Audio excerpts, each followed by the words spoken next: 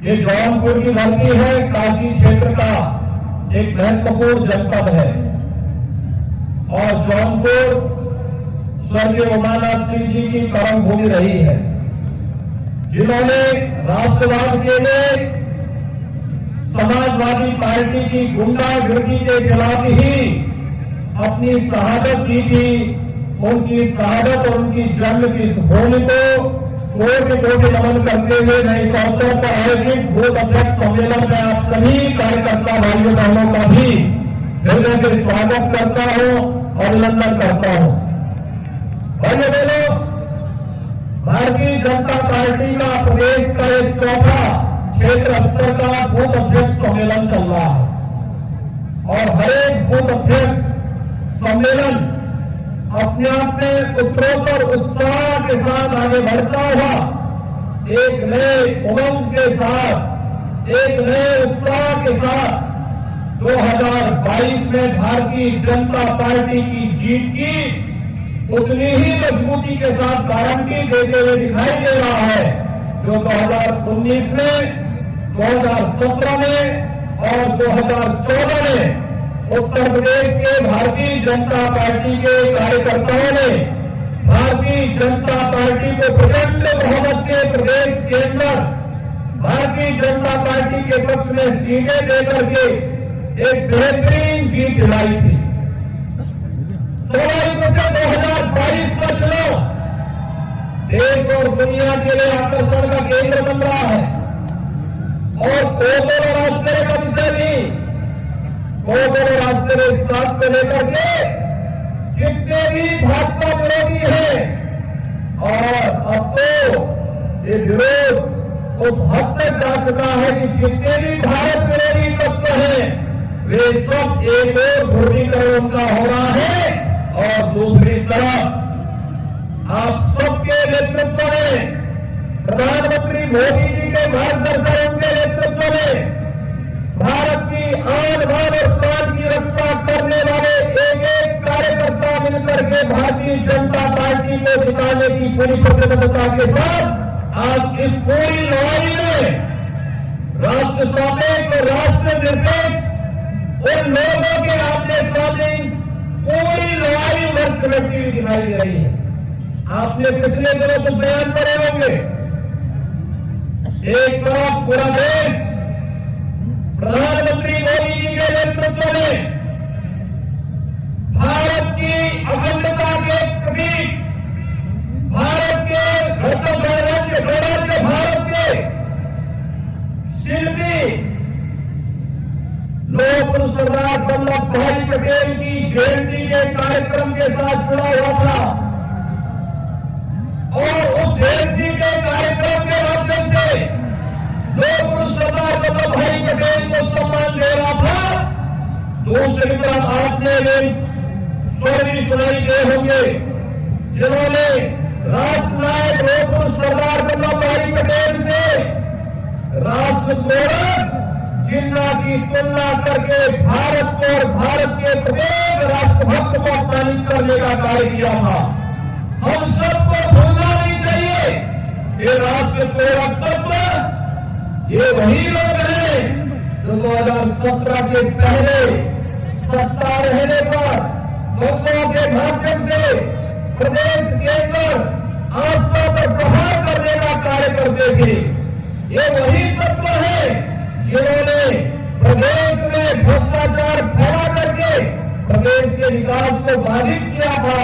ये वही तत्व है जिन्होंने 2017 के पहले प्रदेश के युवाओं की नौकरियों पर डकैती डालने का कार्य किया था और ये वही तत्व है भाइयों बहनों जो 2017 के पहले एक तरफ दंगा करवाते थे, नौजवान पर भारतीय जनता पार्टी के कार्यकर्ताओं पर, हिंदू संगठनों के कार्यकर्ताओं पर, व्यापारियों पर झूठे मुकदमे दर्ज करते थे और दूसरी तरफ आतंकवादियों के मुकदमों को बड़ी बेसब्री के साथ वापस लेने का कार्य करते थे।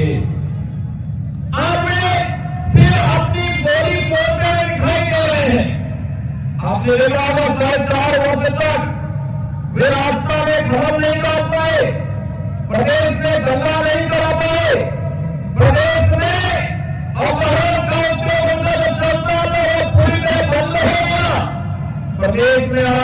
बीमारियां नहीं फैला पाए, बेमारी और भ्रष्टाचार के रास्ते बंद हो गए, नौजवानों के साथ खिलवाड़ होना बंद हो गया, किसानों का शोषण बंद हुआ और बेटियों की सुरक्षा के साथ खिलवाड़ करने की जिस तमन्ना के साथ कार्य करने के लिए आए थे, जब ये बंद हुआ तो स्वाभाविक परेशानी आज उनकी दिख रही है, जब ये जिन्ना को नैरान्वित करने का प्रयास कर रहे हैं।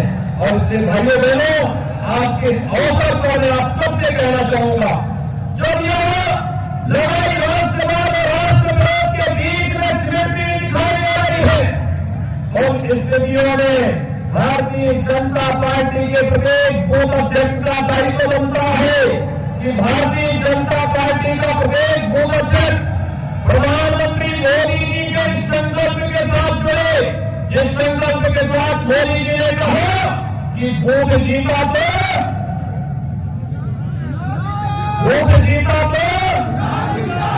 चुनाव जीता।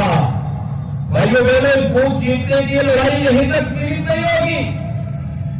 कोरोना काल में आपने देखा होगा, आज जो कांग्रेस सपा बसपा के लोग आपके पास आएंगे, जनता के बीच आएंगे, एक एक जनता को जागरूक करके बताने की आवश्यकता है कि पूछे लोग उस समय इस बारे में उनसे पूछे कि कोरोना ने जब केंद्र और प्रदेश सरकार जनता की सेवा कर रही थी, उनका फ्री टेस्ट, फ्री उपचार, फ्री में राशन और भाइयों बहनों फ्री में वैक्सीन, सबको वैक्सीन देने का कार्य कर रही थी, तब ये लोग कहां थे?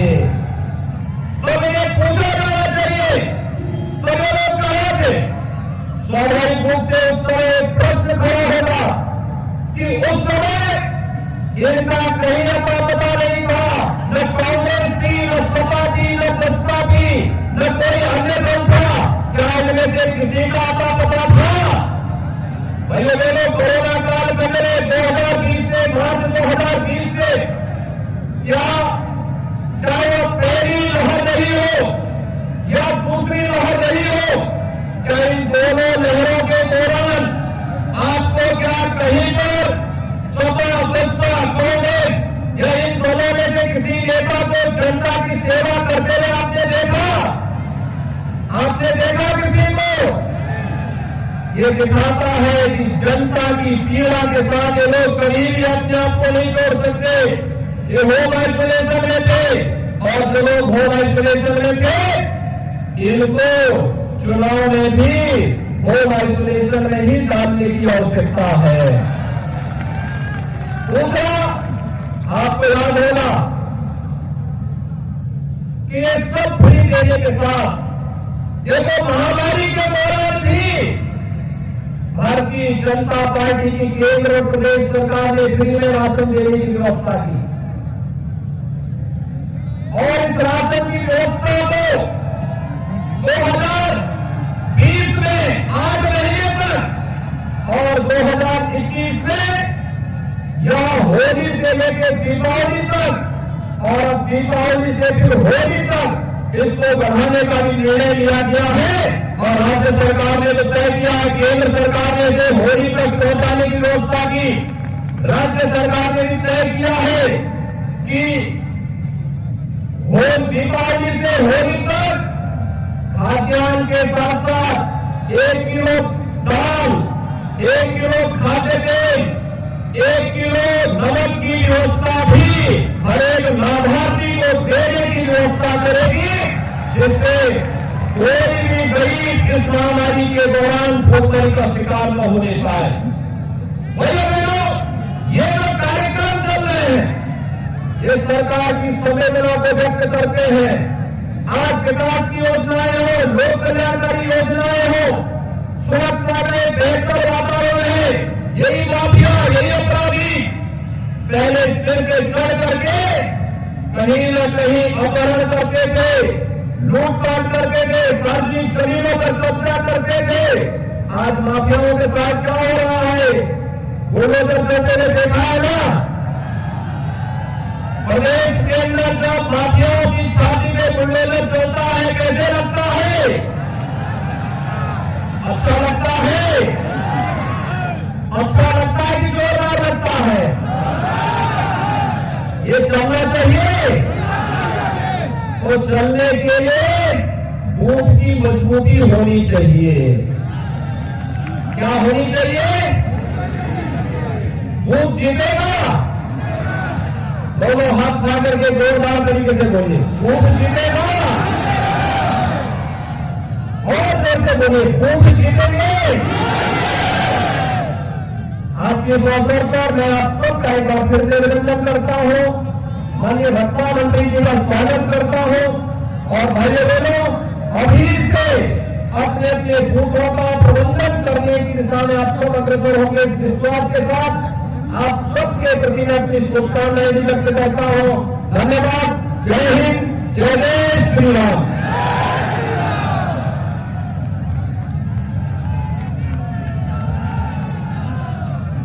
बहुत बहुत अभिनंदन आदरणीय मुख्यमंत्री जी का। मित्रों,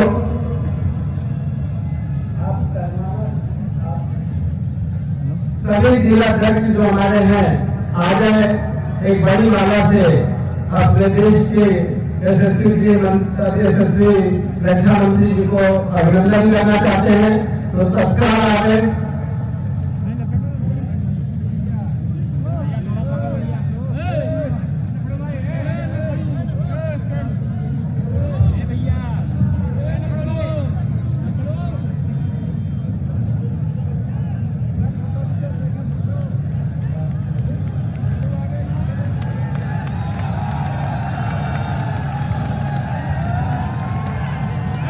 हम सब खड़े होकर आज के कार्यक्रम करने कहते थे और देश के यशस्वी रक्षा मंत्री का अभिनंदन करेंगे।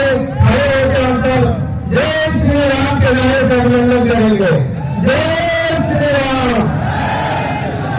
मित्रों, आज के हमारे मुख्य अतिथि एक ऐसे शक्तिशाली नेता जिन्होंने देश की एकता, अखंडता और संप्रभुता को सबको रखते हुए अपने दृढ़ संकल्प के साथ पूरे भारत को सुरक्षित किया और चीन और पाकिस्तान को उनकी हैसियत बताते हुए भारत का सम्मान बढ़ाने का काम किया। ऐसे पूर्व राष्ट्रीय अध्यक्ष हमारे देश के यशस्वी रक्षा मंत्री माननीय राजनाथ सिंह जी का मैं कोटि अभिनंदन करता हूँ, स्वागत करता हूँ अपने 30,286 बूथ अध्यक्षों के द्वारा। धन्यवाद करता हूँ कि आपने हमें अपना मार्गदर्शन देने का समय दिया। हम कार्यकर्ताओं का मनोबल बढ़ाने का के लिए आपने हम सबको यहाँ पर उपस्थित होकर हम सबको आशीर्वाद देने का काम किया। मैं आमंत्रित करता हूँ आज के मुख्य अतिथि को कि हम सब कार्यकर्ताओं को मार्गदर्शन देने के लिए आए।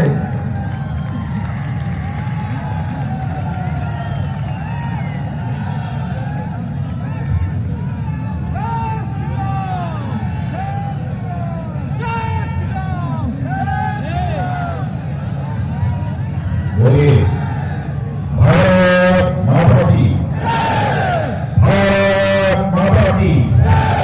सभी का हाथ ऊपर होना चाहिए, दोनों हाथ बोलिए भारत माता की। बहुत धन्यवाद। प्रदेश के कर्मठ एवं यशस्वी मुख्यमंत्री माननीय योगी आदित्यनाथ जी, भारतीय जनता पार्टी उत्तर प्रदेश के बहुत ही क्रियाशील अध्यक्ष श्री स्वतंत्र देव सिंह जी, हमारे उत्तर प्रदेश के उप मुख्यमंत्री जिन्होंने की मुख्यमंत्री जी के मार्गदर्शन में सड़कों का निर्माण कार्य जो किया है उसकी सर्वत्र चर्चा होती है। ऐसे श्री केशव प्रसाद जी मौर्य, साफ प्रभारी श्री सुश्री करुण जी पांडे, संगठन महामंत्री जिनके नेतृत्व में उत्तर प्रदेश में भारतीय जनता पार्टी का संगठन मजबूत हुआ है, सुनील जी लंसन, क्षेत्रीय प्रभारी श्री सुब्रत पाठक, क्षेत्र अध्यक्ष श्री महेश श्रीवास्तव, प्रदेश सरकार के सभी मंत्रीगण, विधायक एवं सांसद एवं पूरे काशी क्षेत्र के बूथ अध्यक्ष मंत्री श्री अनिल राजभर जी, श्री महेंद्र सिंह जी, श्री राजेंद्र प्रताप जी, श्री रवि जायसवाल जी, डॉक्टर नीलकंठ जी, श्री गिरीश चंद्र यादव, श्री सुरेश जी काशी, श्री रमाशंकर जी पटेल, श्री संजीव गौर, संगीता बलवंत और सांसद श्री नाथ द्विवेदी, श्री विनोद शंकर, श्री राकेश रमेश बिंदल, श्री लक्ष्मण आचार्य, श्री कन्नरलाल गुप्ता, श्रीमती केशरी देवी पटेल और एक नाम है भोजरा, हमारे भारतीय जनता पार्टी उत्तर प्रदेश के पूर्व अध्यक्ष और इस समय भारत सरकार में मंत्री डॉक्टर महेंद्र नाथ जी पांडे। इस मैदान में उपस्थित मेरे सभी कार्यकर्ता बहनों एवं भाइयों, आज के 2 दिन पहले सीतापुर में अवर क्षेत्र के कार्यकर्ताओं के एक सम्मेलन को मैंने संबोधित किया था। बूथ के कार्यकर्ताओं से मौजूद और अद्भुत दृश्य मैंने अपनी आंखों के सामने देखा। आज भी जो मैं अपनी आंखों के सामने यह अद्भुत दृश्य कार्यकर्ताओं का देख रहा हूं, भाइयों, मेरा विश्वास अब पक्का हो गया है।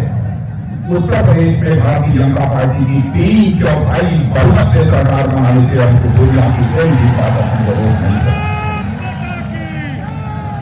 आज का जो हम लोगों का उत्तर प्रदेश काशी क्षेत्र का जो यह सम्मेलन हो रहा है, आप सभी जानते हैं काशी क्षेत्र भारत की आध्यात्मिक चेतना का केंद्र है। यह बाबा विश्वनाथ की धरती है। यह मां विंध्यवासिनी की ओज स्थली है। यहां सीता माता का विवास होता है और मां अन्नपूर्णा का सीधा आशीर्वाद इस क्षेत्र को प्राप्त है। और सबसे आनंद की बात यह है कि माता अन्नपूर्णा का की प्रतिमा जो लगभग 120 वर्ष पहले चुराकर दुनिया के दूसरे देश में पहुंचाई गई थी, हमारे यशस्वी प्रधानमंत्री आदरणीय नरेंद्र मोदी जी ने पुनः उसको भारत में लाने का काम किया है और हमारा विश्वनाथ के प्रांगण में वह स्थापित हो चुकी है। मैं यह मानता हूं कि माता अन्नपूर्णा की प्रतिमा जो स्थापित हुई है, भारत के लिए बहुत बड़ा शुभ संकेत है। कहा जाता है कि मां अन्नपूर्णा की जिसकी उन पर कृपा होती है, बहनों भाइयों, जिस क्षेत्र पर कृपा होती है उस क्षेत्र में कोई भूख से नहीं मरने पाता है। यह माता अन्नपूर्णा की कृपा का परिणाम होता है। और मैं चाहता हूं इसी का यह परिणाम था कि हमारे प्रधानमंत्री ने यह फैसला लिया, चाहे जो कुछ भी हो, हमें जो भी कीमत चुकानी पड़ेगी, लेकिन हम हिंदुस्तान में ऐसे हालात पैदा करेंगे एक व्यक्ति भी भूख के कारण दम न तोड़ने पाए। इसीलिए उन्होंने एक प्रधानमंत्री गरीब कल्याण योजना प्रारंभ की है, जिसकी योगी आदित्यनाथ जी ने चर्चा की है। और यह गरीब कल्याण योजना आगे तक के लिए बढ़ा दी गई है। यानी होली का लगातार महीने में 2 बार हर व्यक्ति को 5-5 किलो चावल, 1 किलो दाल, 1 किलो नमक, तेल इत्यादि सब सारी चीजें मुहैया कराई जाएंगी। मैं यह मानता हूं कि यह मां अन्नपूर्णा का भी आशीर्वाद है। हमारे प्रधानमंत्री ने इस प्रकार का यह संकल्प किया है। आप सभी जानते हैं भारत में, दुनिया में इस प्रकार की अन्य योजना लागू करने वाला कोई एक देश है तो हमारा और आपका देश है, भारत है, और कोई दूसरा देश नहीं है। और आज जब मैं यहां 27 नवंबर को खड़े होकर आप कभी भूख के कार्यकर्ताओं के समक्ष अपना विचार व्यक्त कर रहा हूं, तो भी याद आता है कि 26 नवंबर जो कल का दिन था, इसी 26 नवंबर को मुंबई में आतंकवादियों का हमला हुआ था। पाकिस्तान से आतंकवादी आकर जो उन्होंने मुंबई में कायराना हमला किया था, उसके परिणाम स्वरूप 160 से अधिक लोगों की जाने गई। उसके बाद उस समय की कांग्रेस की सरकार को आतंकवाद के खिलाफ जो प्रभावी कार्रवाई करनी चाहिए थी, उसने प्रभावी कार्रवाई नहीं। क्या इस बात को मैं कह रहा हूं, मैं तो नहीं है, बल्कि स्वयं कांग्रेस के वरिष्ठ नेता रमेश तिवारी ने एक पुस्तक लिखी और पुस्तक में उन्होंने यह सच्चाई को स्वीकार किया है। 26 नवंबर 2008 का जो आतंकवादी हमला मुंबई में हुआ था, उसके बाद आतंकवाद के खिलाफ किस प्रकार की प्रभावी कार्रवाई उस समय की सरकार को करनी चाहिए थी, सरकार ने वह प्रभावी कार्रवाई नहीं की। बहनों भाइयों, लेकिन आज स्वाभाविक रूप से हर व्यक्ति सच्चाई को स्वीकार करेगा कि हमारे प्रधानमंत्री मोदी जी के नेतृत्व में आतंकवाद के खिलाफ प्रभावी कार्रवाई हिंदुस्तान में की जा रही है। बहनों भाइयों, और आपको याद दिलाना चाहता हूं, मोदी और पुलवामा की घटना के बाद जो कुछ भी हमारी सरकार ने किया है उसकी चर्चा केवल भारत में नहीं होती है बल्कि दुनिया के दूसरे देशों में होती है। हमें मोदी और पुलवामा की घटना के बाद यह सारे विश्व को यह संदेश दे दिया कि भारत के अंदर बहुत ताकत है, कि भारत के साथ कोई छेड़छाड़ करने की कोशिश करेगा तो केवल इस पार ही नहीं, यदि जरूरत हुई तो हम उस पार भी जाकर उनका सहारा कर सकते हैं। यह भारत के अंदर पूरा चाहिए हमने करके दिखाया। बहन भाइयों, आज जब मैं यह देश से यहां प्रकार का समाचार देखा तो सचमुच मेरा यह विश्वास पक्का हो गया है। ऐसा ही हुजूम जहां भी मैं जाता हूं हमको कार्यकर्ताओं का यह देखने को मिलता है।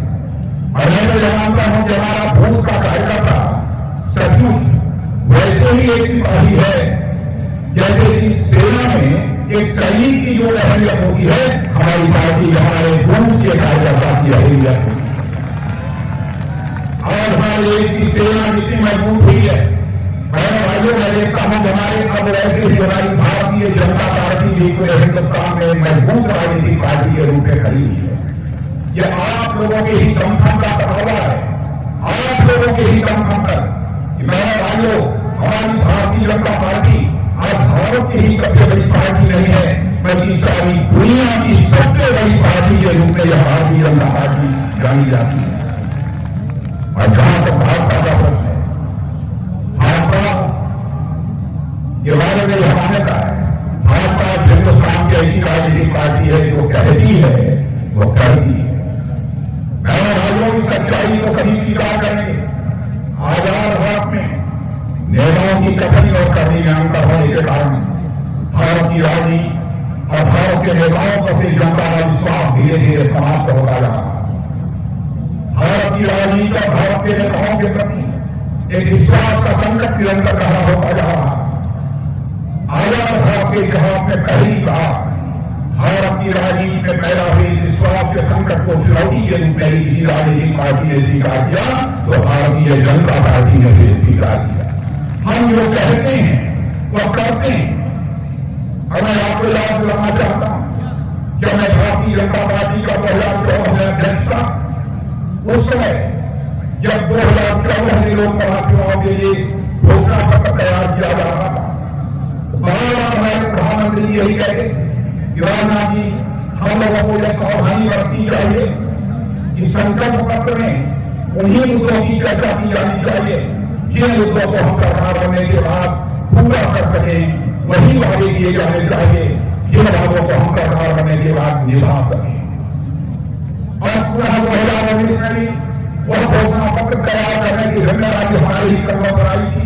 उस समय भी हमारे प्रधानमंत्री मोदी जी बराबर यह कहते थे कि राजनाथ जी, जैसे हमने 2014 में किए गए अपने हर वादे को पूरा किया है, इसलिए 2019 में भी यह सावधानी भारतीय का घोषणा पत्र तैयार करते समय कि हम वही वादे करें जिन वादों को हम पूरा कर सकते हैं।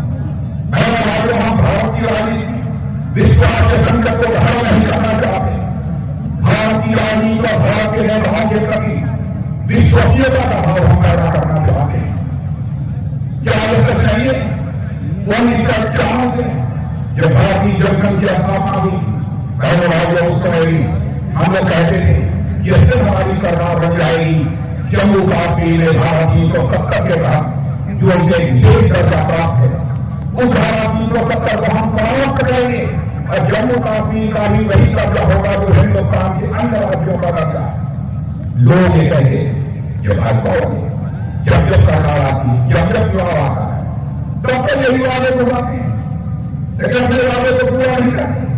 लेकिन हमको कहीं क्लियर मेजॉरिटी स्पष्ट बहुमत नहीं मिला, इसलिए हम अपने वादे को पूरा नहीं कर पाए। हमने यह भी लिखना शुरू किया, हमारी सरकार आई तो जाति धरती पर भव्य राम मंदिर बनकर रहेगा, यह भी हम वादे करते हैं। अपने लोग भारतीय जनता पार्टी वाले ऐसे ही वादे करते रहते हैं, देश की जनता की आंखों में यह भूल भोगने का काम करते हैं। लेकिन हमारे भाइयों, हम लोगों का दिल जानता था, हम जनता को गुमराह करके जनता की आंखों में धूल झोंककर हम राजनीति करने वाले लोग नहीं। आपने देखा क्लियर राज्य आ गई, चुटकी बजाकर जम्मू कश्मीर की धारा 370 को हमने समाप्त कर दिया और जम्मू कश्मीर का भी नहीं करता है तो हिंदुस्तान के अंदर आ गया है। इतना ही आज अयोध्या की धरती पर भव्य राम के मंदिर का निर्माण हो रहा है। कहने वालों, जिसे लोग ये मानते थे इसराइल जो स्वप्न कभी साकार नहीं हो पाएगा वह स्वप्न कभी यहाँ साकार हो गया। यानी हम लोग कहते हैं और करते हैं, ये कैसी भारतीय जनता पार्टी है रहने वाली। जहां तक विकास का प्रश्न है, कौन सच्चाई लगा सकता है?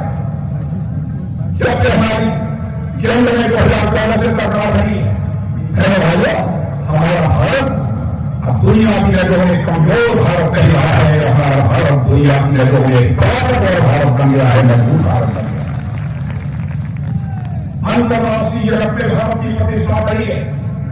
अंतर्राष्ट्रीय मंचों पर यही भारत कुछ बोलता है तो दुनिया बहुत ही गंभीरतापूर्वक सुनती और उसको यकीन करती। यह हमारी सही नहीं है।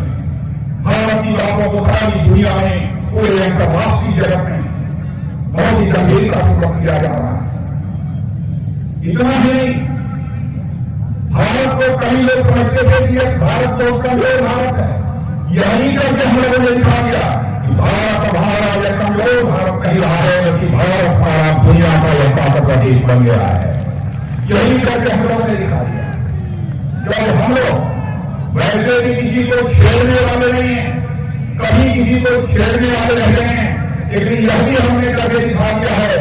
हम तो किसी को छेड़ेंगे नहीं, लेकिन यदि हमको कोई छेड़ेगा तो हम उसे छोड़ेंगे भी नहीं। यह ताकत भारत का दिखा दिया है मेरे रहने वाले। यह हुआ है तो केंद्र में हमारी सरकार हमारे भारत और हमारे नरेंद्र भाई मोदी के भारत का प्रधानमंत्री बनने के बाद ही हुआ है धन्यवाद। और आगे के लिए आपको मैं बताकर जाना चाहता हूं भाइयों, हमारी सरकार ऐसी सरकार है जहां तक हमने दुनिया किसी देश पर कोई आक्रमण किया है न दुनिया की किसी देश की एक ही जमीन पर हमने कभी कब्जा किया है। यह भारत का इतिहास है, क्योंकि भारत के रहने वाले ऋषियों और मनीषियों ने भारत की सीमा में रहने वाले लोगों को ही अपने परिवार का सदस्य नहीं माना है, बल्कि पूरे विश्व की धरा पर रहने वाले लोगों को अपने परिवार का सदस्य मानते हुए वसुधैव कुटुंबकम का संदेश, यानी पूरा विश्व ही हमारा परिवार है, यह संदेश दुनिया किसी एक धरती से सारी दुनिया को गया है तो केवल और केवल हमारे और आपके लिए भारत की धरती से सारी दुनिया को गया है। आज तक हमारा वह इतिहास है, न तो हमें एक इंच जमीन पर किसी दूसरे देश की एक इंच जमीन पर कभी कब्जा किया है, लेकिन आज हमारी यह ताकत हो गई है, यदि हमारी जमीन पर भी कोई कब्जा करने की कोशिश करेगा तो रहने वाले को हम लोग किसी भी सूरत में छोड़ेंगे नहीं। और हमने तो स्वागत किया है, हमारे प्रधानमंत्री ने कहा है कि हमारी सेवा को पूरी आजादी रहेगी, रहने वालों हम सेवा के हाथों को बांधना नहीं चाहते। हमारा ज्ञान मान शान पर कोई आज नहीं आने देंगे, मैं आपको विश्वास दिलाना चाहता हूं। क्या क्या आपकी सरकार, हमारी सरकार, आप सबको अच्छी तरह जानकारी है। मेरे भाइयों को 2014 में सरकार बनी, 18,000 ऐसे गांव थे जहां के लोगों ने बिजली की रोशनी अपने गांव में कमी नहीं देखी। बिजली की रोशनी की बात छोड़िए, बिजली का खंभा नहीं लगा था। सारे गांवों में विद्युतीकरण करने का काम हमारी सरकार ने किया और यही हमारी सरकार का संकल्प है। 2014 में हमारे प्रधानमंत्री ने यह संकल्प किया था, चुनाव प्रारंभ होने के पहले ही यह संकल्प किया था हमारी सरकार रहेगी।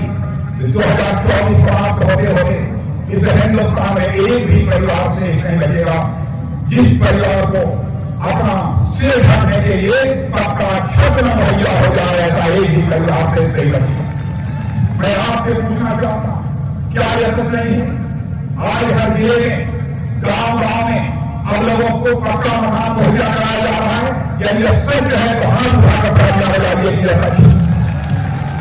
और मैं देश के लोगों से ही कहना चाहता हूं, मेरी बात ही कोई कहीं पर कोई गलत है, आप अपने अखबार के पन्नों का नहीं दीजिएगा।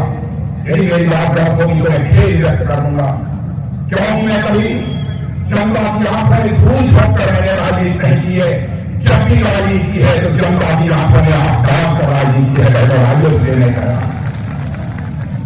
इतना ही कभी हमारे देश की गरीब माताओं और बहनों ने कल्पना नहीं की होगी कि हमको लकड़ी और अंगीठी का चूल्हा जलाने से हमको कोई निजात मिलेगी। आज घर गैस चूल्हा बहुजा कराने का काम हमारे प्रधानमंत्री ने किया, जो हमने कहा वो किया। इतना ही नहीं, यदि कोई बीमार हो जाए, झोपड़ी में रहने वाला व्यक्ति भी बीमार हो जाए, यदि आयुष्मान भारत का कार्ड है तो रहने वाले 5 लाख रुपए तक का एक साल में मुफ्त इलाज होगा। यदि एक साल में उसकी बीमारी ठीक नहीं होती है तो दूसरे वर्ष भी 5 लाख रुपया यह सरकार खर्च करेगी। क्या करेंगे सरकार? इस प्रकार की योजनाएं होंगी, भ्रष्टाचार कोई भी सरकार नहीं। आदरणीय जवाहरलाल नेहरू की सरकार को छोड़ कोई भी सरकार नहीं। जिस सरकार के मंत्रियों के ऊपर भ्रष्टाचार के आरोप न लगे, लेकिन आप भी सीना ठोक कर कह सकते हैं और हम ही सीना ठोक कर कह सकते हैं बहनों भाइयों, हम लोगों की जो सरकार 7.5 वर्षों से जेल करके चल रही है मोदी जी के नेतृत्व में, भारत ही नहीं दुनिया का कोई मातालाल उंगली उठाकर नहीं कह सकता किसी मंत्री के कानून के ऊपर कोई भ्रष्टाचार की जांच नहीं। हुकूमत ऐसे कराई जाती है। मैं याद दिलाना चाहता हूं, राजीव गांधी भारत के प्रधानमंत्री थे। प्रधानमंत्री रहते हुए उन्होंने लाचारी व्यक्त की, कहा क्या करें हम दिल्ली से 100 पैसा नीचे भेजते हैं, लेकिन बड़ा मुश्किल लोगों तक 15 पैसा पहुंच पाता है। शेष पैसा भ्रष्टाचार की भेंट चल जाता है।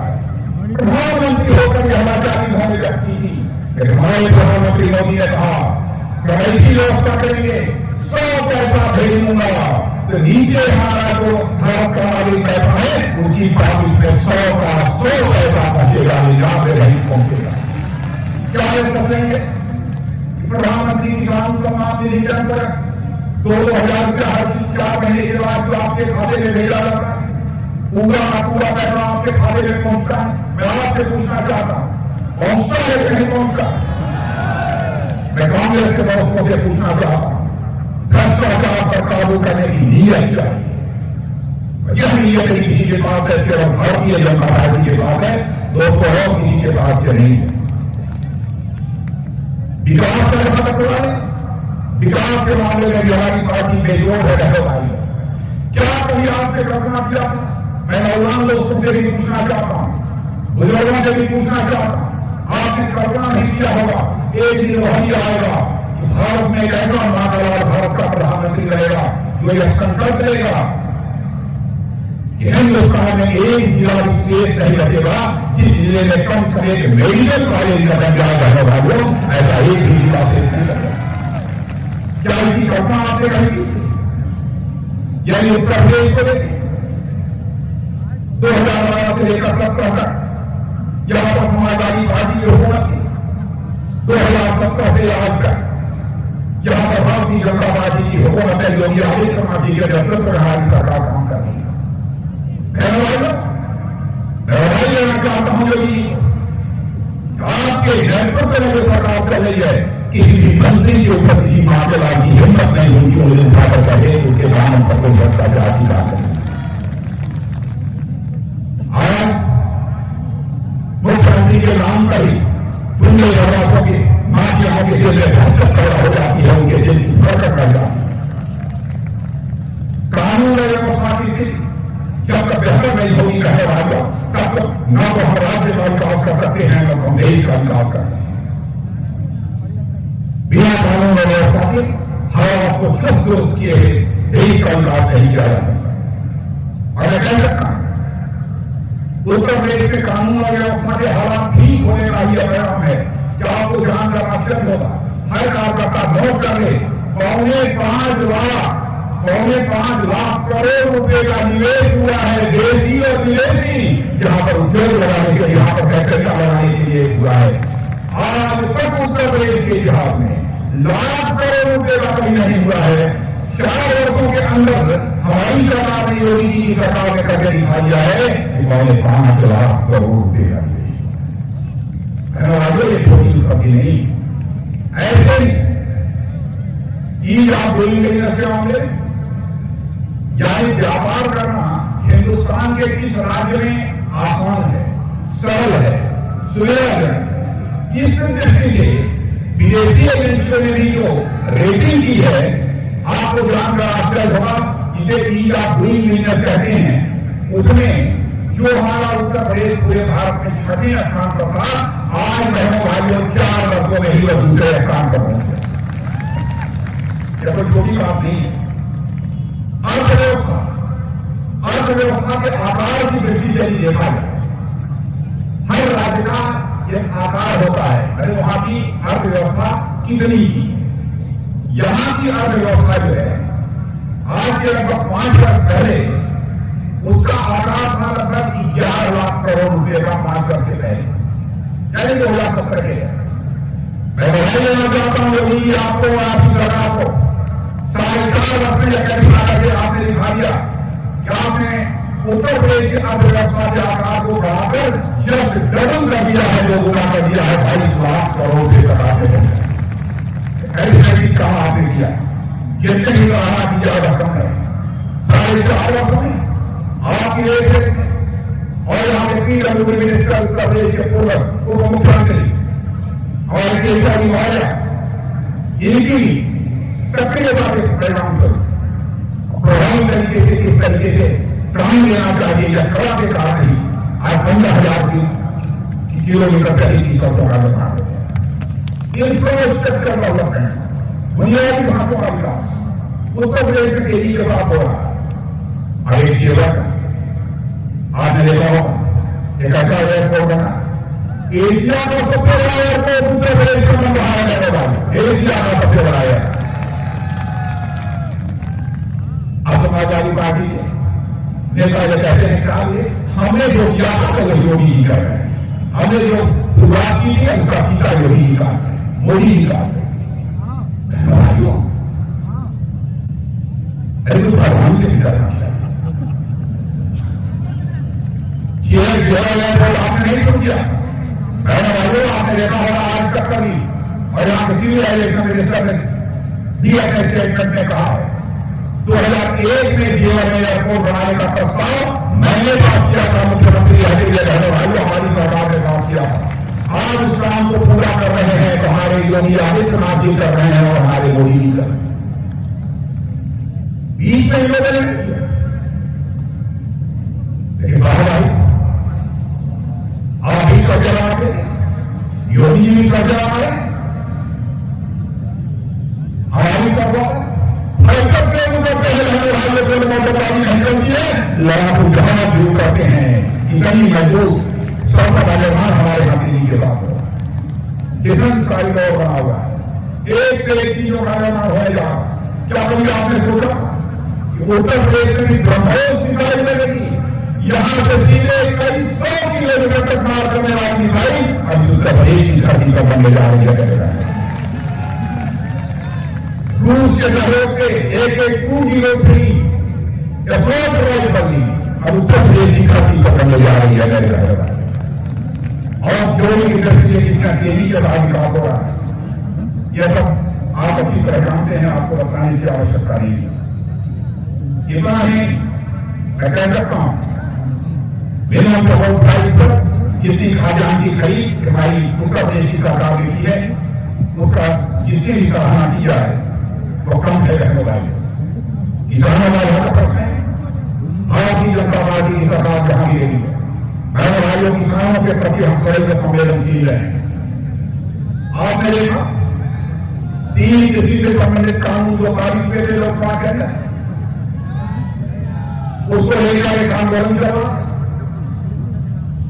हमारे प्रधानमंत्री ने यह नहीं देखा क्या होगा, कैसे होगा, किसान आंदोलन चला रहे, चलो हम 3 जिलों को वापस कर देते हैं। वापस करने का उन्होंने फैसला कर दिया और संसद जैसे कार्रवाई पहले ही दिन के वापस दे दिया। आप खड़ा करके हाथ देखिए, अन्य राजनीतिक दलों की सरकारों में इन लोगों ने किसानों के ऊपर गोलियां चलाई, लेकिन किसान को हम अपना अन्नदाता माना, किसान को हम अपना भगवान माना। पार्टियों कोई नहीं चला सकती। हमारा सिर्फ हर किसान से हम अन्नदाता मानते हैं, भगवान मानते हैं, उनके सामने झुका हुआ है मेरे भाइयों। इस हिम्मत और सारीता के साथ हम लोग हुकूमत चलाने वाली ये हमारी पार्टी।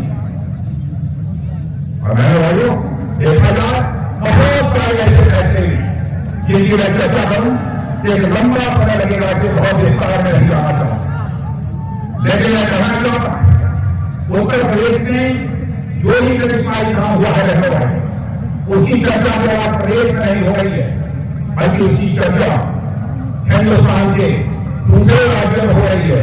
और आपको जानकर खुशी होगी, अब तो विदेशों में भी उत्तर प्रदेश की चर्चा होने लगी, विदेशों में भी इसकी चर्चा होने लगी। अब आप मेरे गांव एक चर्चा की बात करोगे, क्या मोदी जी योगी जी के कंधे पर हाथ रखकर क्या बोल रहे हैं? अब योगी जी जाने, मोदी जी जाने, लेकिन कोई बात है, कोई बात है। आप कहिए तो मैं बताऊं।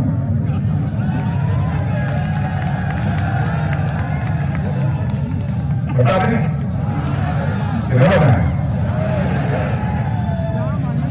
मोदी जी योगी जी को यह कह रहे थे कि मोदी जी योगी जी आप चिंता मत करिए, आप चिंता मत करिए, धड़ाधड़ गलती रखे जाइए, फिर क्या धड़ाधड़।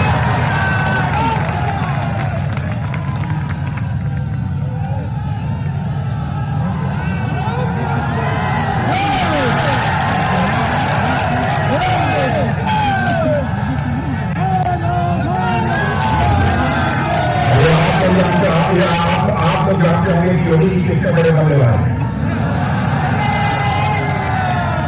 मैं तो पहले नहीं जानता था, लेकिन बाद में मैं समझ गया कि प्रधानमंत्री का है जरूर बल्लेबाज है।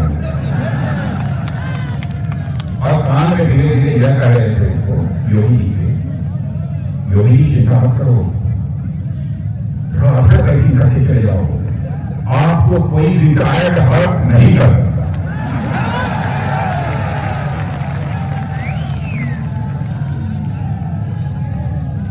और साथ ही साथ ये भी कहा कि मेरा तो आपके ही विकेट होगा। मतलब समझिए, ये क्या लोग समझे जरा बताइए, किसके द्वारा सब हो गया? मैंने भाई इसलिए मैं कह रहा है, भाई दूर सरकार है, ताकतवर सरकार। एक योगी, उनके दोनों सहयोगी केशव प्रसाद मौर्य, डॉक्टर दिनेश जी शर्मा को मुख्यमंत्री, मंत्रिमंडल। भाइयों, किसी की योग्यता, क्षमता और प्रतिभा पर सवाल निशान नहीं लगाया जा सकता। इसलिए मैं आपको अपील कर रहा हूं, लेकिन जब मैं कभी अतीत की तरफ झांक कर देखता हूं, पिछले चुनाव में बड़ा बहुत बुआ बबुआ बुआ बबुआ, आप लोगों ने पिछले खबर सुना है? भाई मैं किसी को बुरा बबुआ नहीं करता हूं, जिंदगी में मैंने कहा है, कभी मैं कहना चाहिए।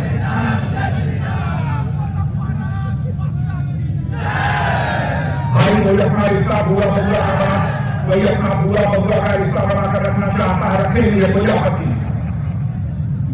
दुनिया में रिश्ते बनते हैं, रिश्ते बिगड़ते हैं, बड़े से बिगड़ गए।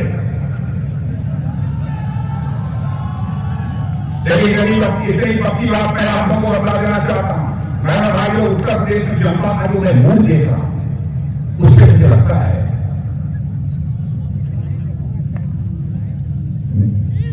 नहीं क्या लगता है? वो 307 को जाइए,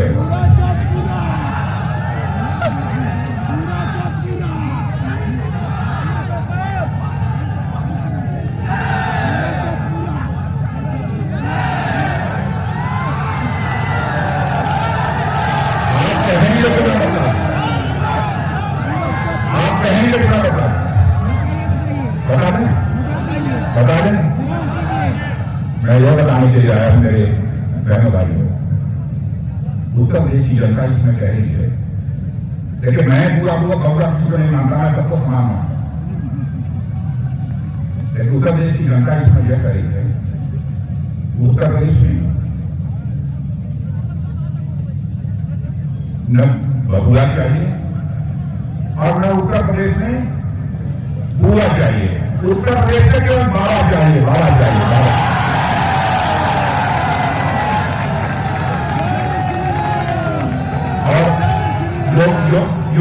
योगी को हमने का नाम उठा दी।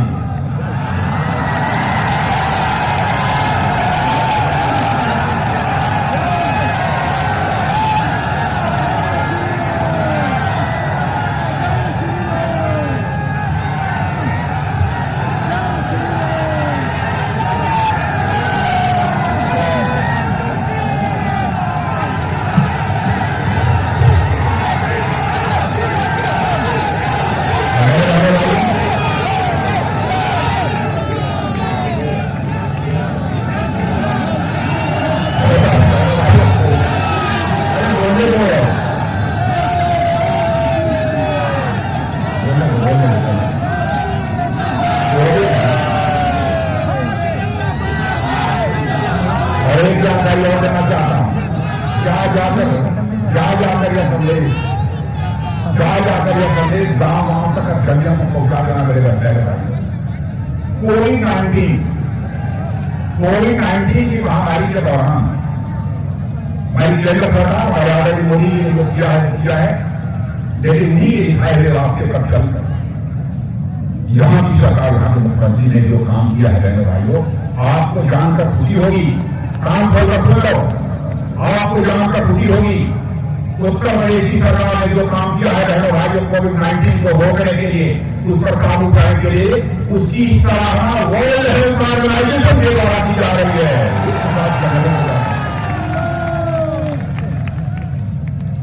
लेकिन आपको गुमराह करने के लिए, प्रदेश की जनता को गुमराह करने के लिए तरह तरह की चीजें लाते रहेंगे। अब बताइए क्या जरूरत है चुनाव जीतना को लाने की? कहां जीना है?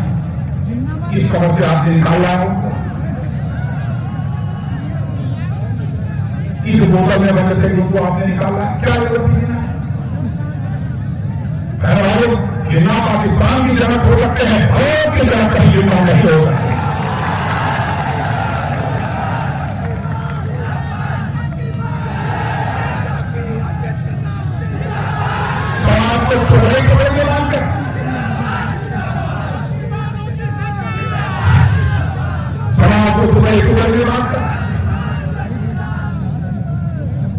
क्या करना चाहते हैं? उत्तर प्रदेश को देश को बाहर करना चाहते, जात के आधार पर देश को बांटने की ये लोग कोशिश करती, धर्म के आधार पर बांटने की कोशिश करती, पंथों में धर्म के आधार पर बांटने की कोशिश करती। भाइयों, यह भारत उन ऋषियों और ऋषियों का देश है जिस देश के रहने वाले ऋषियों और ऋषियों ने जो अपने अंदर देखा है वही जानवर के अंदर भी देखा है, जो अपने अंदर देखा है वही दूसरे लोगों के अंदर भी देखा है। यह पिंड पर ब्रह्मांड में, जो पिंड में है वही ब्रह्मांड में है, जो जड़ में है वही चेतन में है, जो सूक्ष्म में है वही ब्रह्म में है, जो वेद है वही देव में है। यह देखने का काम मेरी ऋषि ने किया है, तो भारत देश के ऋषि और वही। और आज से केवल सत्ता हासिल करने के लिए समाज को जात पंथों में जब के आधार पर बांटा जाए, भाइयों चाहे जात के आधार के आधार पर भी हमको सत्ता हासिल करनी होगी, समाज को हिंदू मुस्लिम ईसाई के आधार पर बांटकर हमको सत्ता हासिल करनी होगी, तो ऐसी सत्ता को हम चिंती से भी छूना पसंद नहीं करेंगे। बहनों, हम पूरे समाज को काम लेकर चलने वाले लोग कहां ले जाना चाहते हैं लोग?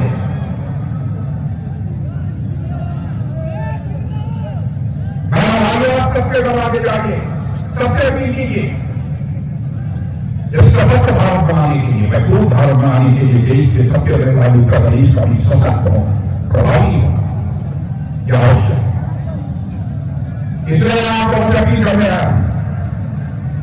अगर भाइयों, इस सच में बताओ आपको, कल और आज मैंने कुछ बूथ के कार्यकर्ताओं को टेलीफोन मिलाकर बात किया, जहां पर बूथ के कार्यकर्ता होंगे, कल मैंने बात किया ये क्या रूप से रविकांत मौर्या है, रविकांत मौर्या हैं, हाथ उतारी जाइए, अरुण वर्मा मिर्जापुर, प्रतापगढ़, हम अभिषेक सोनी, दिलीप अग्रही, प्रवीण तिवारी, रमाकांत शुक्ला, रामविलास सिंह, अवधेश कुमार सिंह, कन्हैयालाल शर्मा, बालचंद सोनी, सचिवानंद शर्मा, हरमान पासी, दीपक निगम, हिमांशु द्विवेदी, लकी है, अरे वाले लकी, पंकज तिवारी, वीर बहादुर सरोज, सत्यम सोनी, मधुरियादीन वर्मा कहाँ है?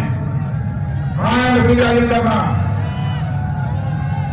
अरे वाह, मुझे ही बात की थी, भूजल प्रजापति, बहनों भाई, मैं बताऊं, मैं सोच रहा था कि उनके कार्यकर्ता काम करते करते थक गए हों, किसान जब होगा है सब स्वतंत्र सिंह आते हैं, सुनील बंसल आएंगे, कहेंगे पढ़ना तो कराओ, घर जाओ, ये लोग हम लोगों को थका देते हैं। मैं सोच रहा था हमारा बूथ का कार्यकर्ता भी थक गया होगा, लेकिन बहनों भाई आज जो मुझे बूथ के कार्यकर्ताओं से बात की, जो ऊर्जा हमें उनके लगेगी है बहनों भाइयों, मेरा विश्वास पक्का हो गया है, उत्तर प्रदेश में 340 जगह बहुमत हासिल करने से अब हमें कोई रोक नहीं है।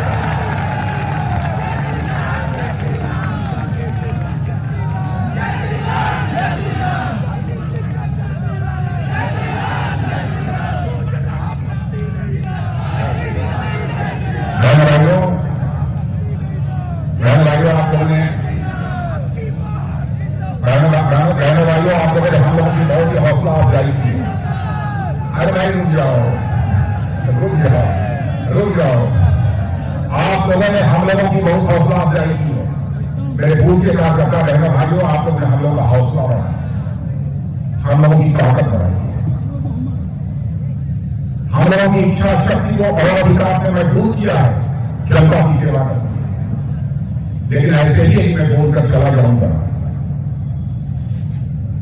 शायद मैं अपने को माफ नहीं कर रहा, लेकिन आज जो दृश्य अपनी आंखों के सामने देख रहा हूं अपने सारी बूथ के कार्यकर्ता, बहनों भाइयों, आपका ही श्रेय है कि आपने भारतीय जनता पार्टी को दुनिया की सबसे बड़ी पार्टी बनाई है। आपको ही श्रेय जाने वाला है 3/4 जनिक बहुमत से यहां पर सरकार बनने जा रही है भारतीय जनता पार्टी की इस उत्तर प्रदेश में। आप जैसे देवतुल्य कार्यकर्ताओं का देश का रक्षा मंत्री एक बार आप सभी के सामने शीश झुकाकर आप सभी कार्यकर्ताओं का हाथ